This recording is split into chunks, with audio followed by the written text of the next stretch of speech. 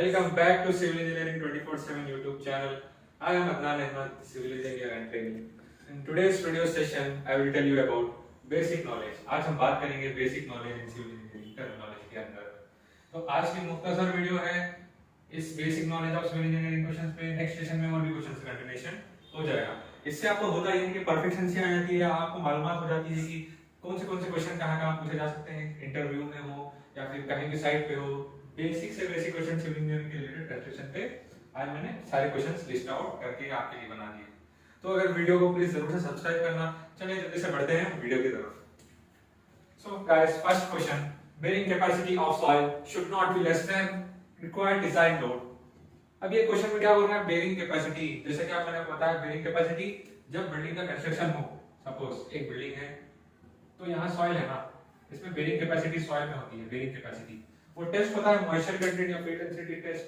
ऐसे किया जाता है bearing capacity, liquid moisture content check किया जाता है जब साइट कंस्ट्रक्शन हो, बिल्डिंग कंस्ट्रक्शन होने से पहले, ताकि बिल्डिंग क्या सॉइल पर स्टेबल है, क्या बिल्डिंग लोड ट्रांसफर कर सकती है, क्या बिल्डिंग को सॉइल की स्टेबिलिटी संभाल सकती है या नहीं, will it able to transfer the load in uniform function to the soil or not. We are going to check here. So let's see what is the bearing capacity of soil should not be less than required design load. तो कभी भी याद रखना bearing capacity जो है soil के design load से ज्यादा नहीं होना चाहिए. ठीक है, तो बता देता हूँ एक example. Let's take an example यहाँ पे सॉल्व कर रहा हूँ एग्जांपल आपके लिए. ठीक है, सपोज SBC क्या है, soil bearing capacity. Soil bearing capacity is 5000 kg per meter square. If this is your SPC, then your design load is suppose 10,000 kg per meter square है. ठीक है, then what happens, the structure will fail, it will collapse, because what I told, bearing capacity of soil should not be less than design load. It is less than design load, it is only 5000. It is less, ये कम है ना, 5000 है, design load 10000 है. 5000 पे हम design कर रहे हैं तो क्या होगा, बिल्डिंग गिर जाएगी. What will happen, building will sway. Where what is sway? Sway is using, where is sway used? It is used in structural analysis terminology. So let's move. This is wrong. Okay, I think you guys understood the first question. Okay, let's move towards second question. Plinth level should be dash from the natural ground level. What do you think, guys? Comment in the section. How much the plinth level should be from the natural ground level? मतलब नीचे से कितनी space छोड़ के construction किया जा सकता है. प्लिंथ लेवल मतलब जब एक्सकवेशन के बाद एक बेड जो बनती है उसे प्लिंथ लेवल कहा जाता है. Okay, what is plinth level? When construction after the excavation the next process is your plinth level.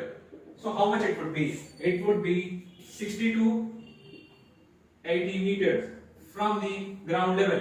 Okay, 80 to 60 meters from the ground level. हमेशा याद रखना, always remember. Next, see, I will show the diagram. Okay, see, this is a diagram. If this is the plinth level, it should be about 60 to 80 meters. Okay, this is plinth level, guys.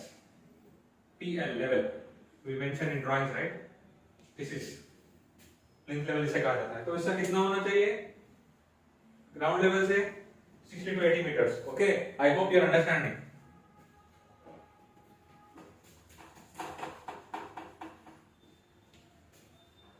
I hope you understood the second question. First, let's move towards the third question. What is the full form of DPC? DPC, dam proof course. Dam proof course. ये किसलिए use किया जाता है, guys? Why it is used? To decrease the moisture content.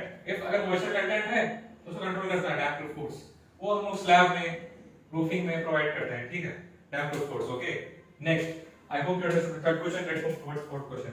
Same distance between two RCC columns. Use M20 grade concrete ratio 1:5:3. ये standard ratio है, आपको याद रखना है. M20 में स्टैंडर्ड रेशियो है. M आपका क्या है, characteristic compressive strength in 20 days. 20 इसकी स्ट्रेंथ है. जब ग्रेजुअली लोड कंक्रीट पे अप्लाई हुआ ट्यूब पे, तो इतना लोड से अप्लाई हुआ वो रेजिस्ट कर पाया. That is the meaning we are going to से.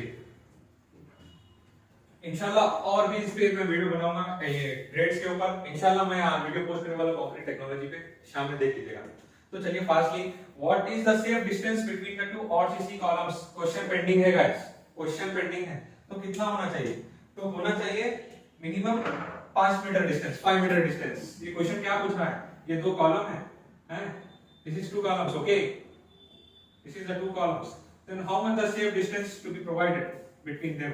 That is nothing but your 5 meters distance. Okay? This is your column, guys. That is distance is 5 meters. This is the question completed. Next questions. What is the function of stirrups? What is stirrups? Stirrups like these. What is the function of stirrups? Stirrups कहाँ provide करते हैं? Slab में. Why? To tie. इसमें ऐसे. So why? What is stirrups? इसका function क्या है? To resist shear strength. अब shear strength क्या है? अब आपको जानना है. आप इंजीनियर हैं. shear strength. आप जब design of reinforcement concrete structure पढ़ेंगे तो आपको resist of shear stress के बारे में मालूम होगा. तो इसका फंक्शन ये है कि वो shear strength को जो है स्टेबलाइज करता है. To resist shear strength, okay? तो resist उसको shear strength को resist करता है. तो इसका फंक्शन हो गया function of stirrups. तो ये मैं नहीं बताऊंगा आपको shear strength क्या है. आपको खुद जानना है because you are an engineer. आपको बेसिक आना चाहिए. Next, let's move towards weight of one bag cement. Weight of one bag cement. अरे ये क्या क्वेश्चन पूछ लिया आपने? अब ये सीमेंट क्या है? सीमेंट भी मालूम नहीं है आप लोगों को. Cement you may be know, but इसका वेट क्या है या क्या पढ़ा?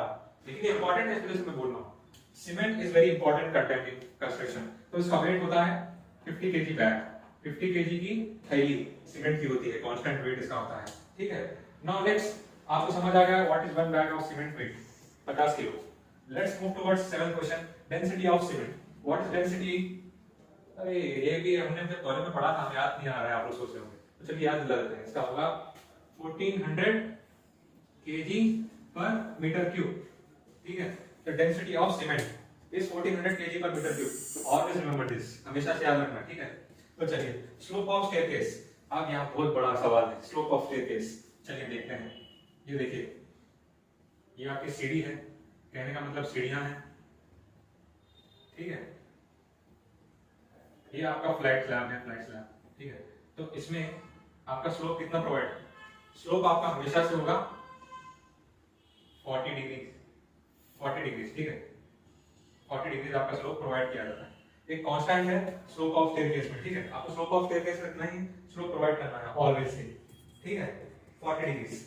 25 से 40 डिग्री तक आपका स्लोप प्रोवाइड करना है. You need to provide the slope of 25 degree to 40 degree slope in staircase. सीढ़ी में इतना स्लोप बनाया जा सकता है. चलिए fastly last question, ninth question की तरफ मूव करते हैं. How much riser and tread to be provided? कितना राइजर? क्या है राइजर? क्या है? ये राइजर है. ये है. ये देखिए गौर से देखना. ये राइजर है. जब आप स्टेज चढ़ते हैं इसे राइजर कहा जाता है. इसे tread T. Okay. What is riser? What is tread? चलिए डायमेंशंस मालूम करते हैं. 150 टू 200 mm आपका राइजर है. Okay.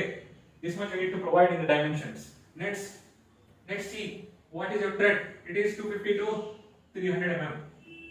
Okay, so right here for the riser it is about 150 to 200 mm, and for the tread it is about 250 to 300 mm.